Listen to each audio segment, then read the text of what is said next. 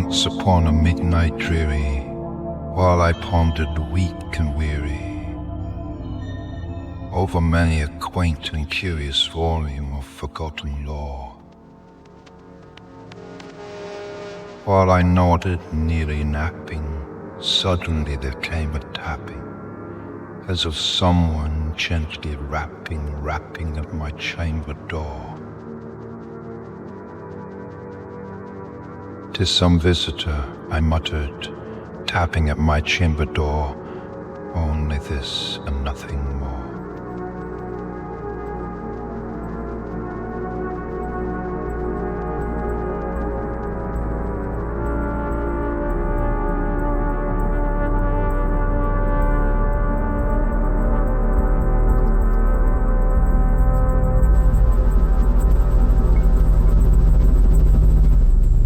Distinctly I remember, it was in the bleak December, and each separate dying ember wrought its ghost upon the floor.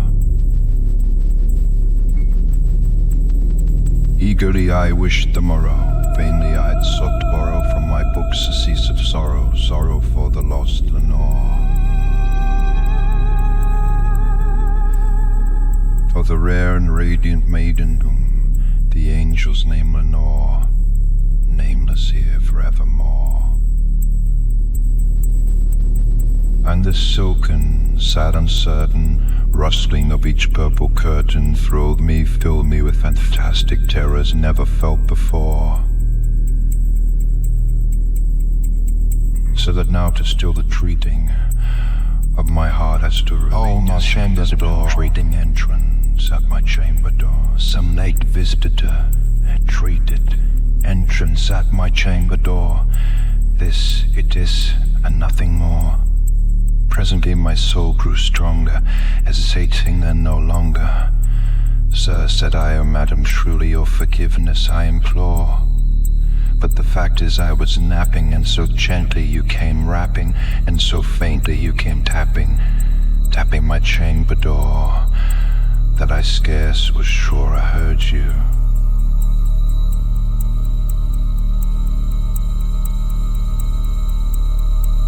Here I opened wide the door, darkness there and nothing more. Deep into that darkness peering, long I stood there wondering, fearing, doubting, dreaming dreams no mortal ever dared to dream before. But the silence was unbroken, and the stillness gave no token, and the only word there spoken was the whispered word Lenore. This I whispered, and the echo murmured back at the word Lenore, merely this and nothing more.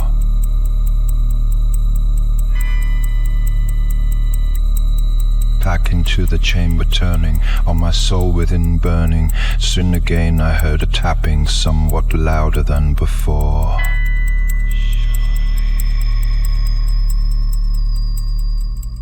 "Surely," said I, "surely that is something at my window last, but let me see then what there asked.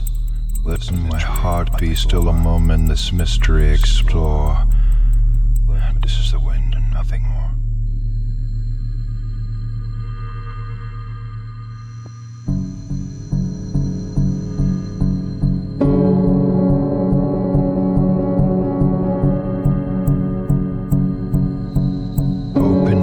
I flung the shutter, when with many a flirt and flutter, in their stead the stately raven of the saintly days of yore.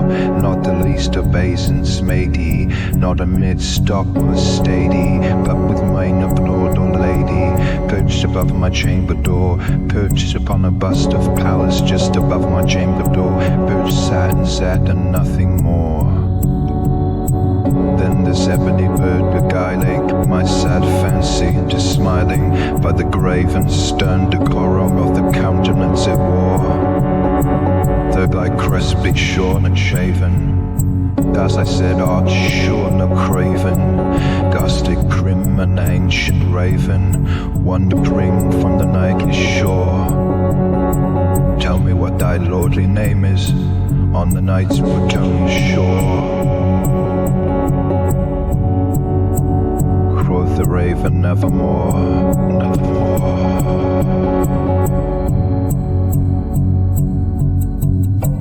Much I marveled this ungainly, foul to hear discourse so plainly, though its answer little meaning, little relevancy bore. For we cannot help agreeing that no living human being ever yet was blessed with seeing bird above his chamber door, with such name as Nevermore. But the raven, sitting lonely on the placid bust, spoke only that one word, Nevermore.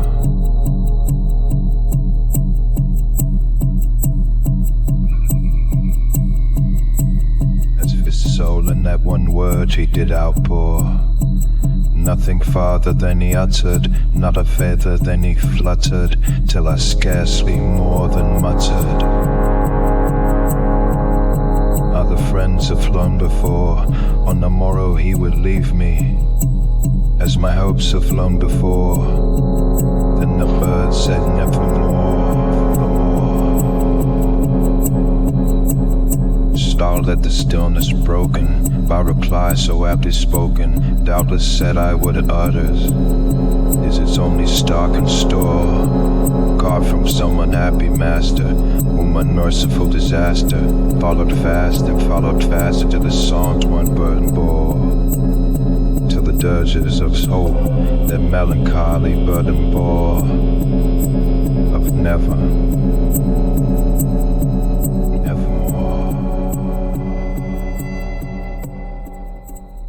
Still beguiling on my fancy into smana. Straight, I wheeled the cushioned seat in front of it, from the bird, and busting door.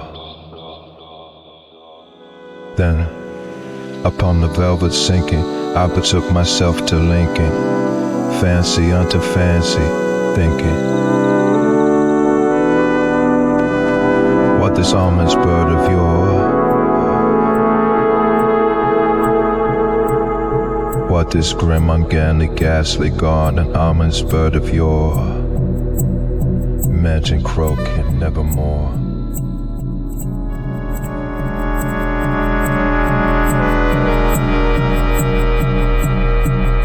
This I said, I engaged in guessing, but no syllable expressing to the fowl whose fiery eyes now burned into my bosam's core.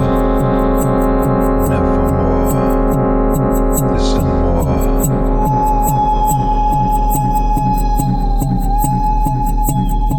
I sat divine, with my head at ease, reclining on the cushion's velvet lining, with the lamplight glowed o'er.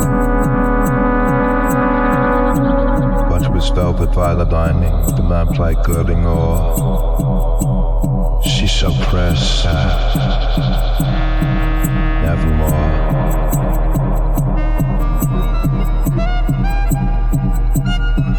Then methought the air grew denser, perfume on an unseen censer, swung by seraphim whose footfalls tingled on tufted floor.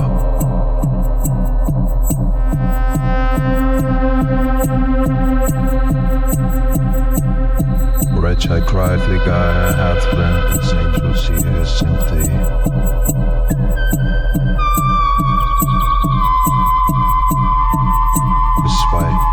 Respite in that pen from thy memories of Lenore.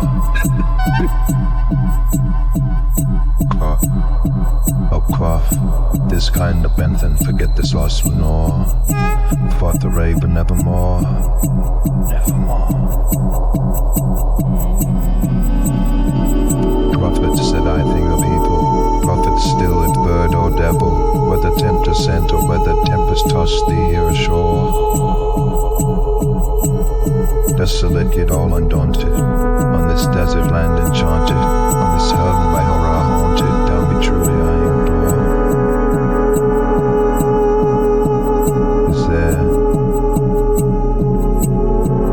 Is there balm in Gilead? Tell me I implore.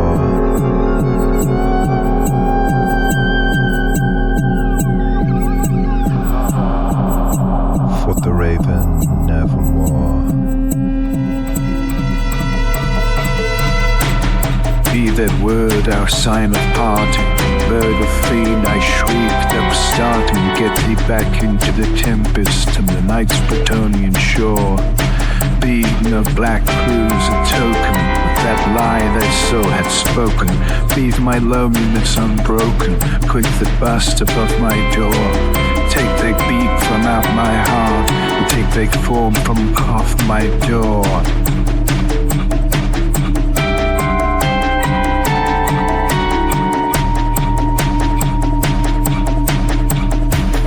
And the raven, never flitting, still is sitting on the powdered bust of Pallas just above my chamber door, and its eyes are all the seeming of the demons that is dreaming.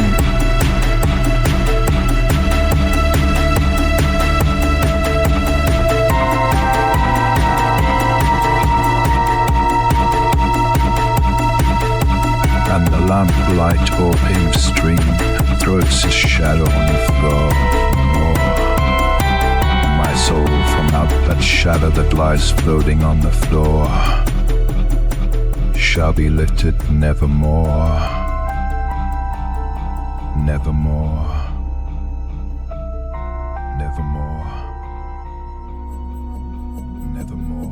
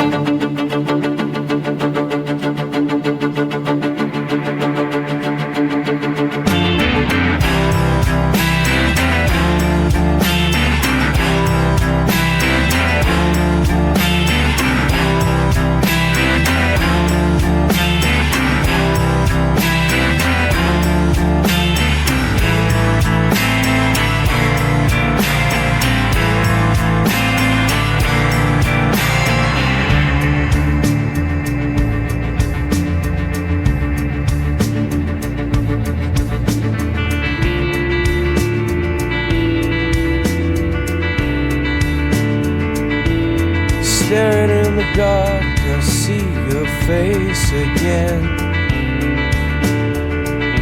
We circle close, then we pull away. The words you say, they burn and bruise a fleeting spark. Gone too soon,